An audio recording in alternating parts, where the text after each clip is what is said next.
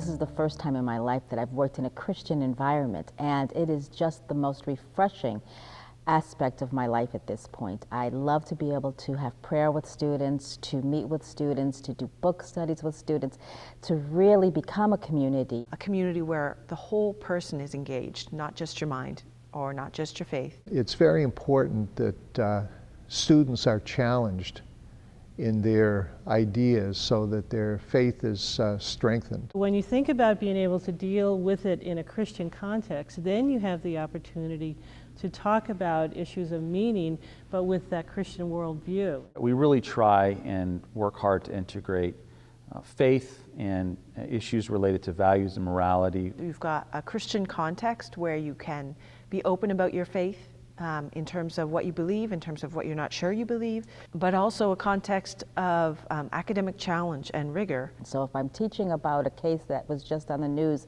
2 days ago, I always ask and have discussions about, well, what does that mean as a Christian? Is there a different feel because it's a Christian? It's certainly up to the students what they get out of it, but it's our responsibility to do what we can to really try to build those relationships and to provide those experiences to help students grow. My professors make it very clear at the beginning of the semester that they're there for us. One of my professors has to pray before every start of our class, and I really appreciate that because I know that that's something that comes from his heart. My business teacher, he gave a devotional about how to be a good Christian man in the business world.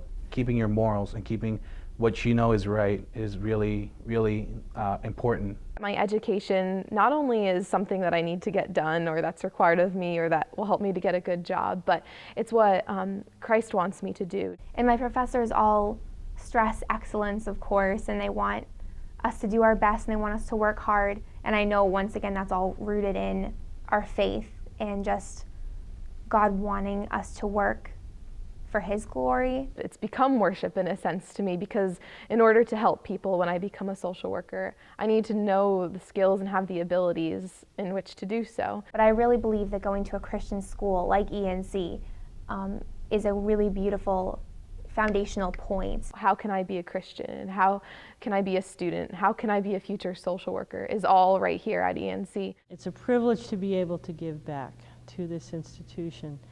And as I've been here year after year, I've begun to realize just how significant a community can be in the life of students. This is my 41st year, and I should be thinking about retirement, but every time I think about it, I think what students coming in I would miss and being involved in their lives. God made it clear through the circumstances of my life, and has made it clear more so since I've been here, that this is where He would have me be. The investment here becomes more and more important with each year because you realize the broadening relationships, and you begin to realize that that investment keeps going out. It's a little bit like throwing a pebble into the lake and seeing the ripple effect, and to feel like you're just a little part of that ripple and as it moves out into different geographical locations and into different places. And that's a real privilege, to be able to invest a life working with others and then watch them start to work with others. That's hard to beat.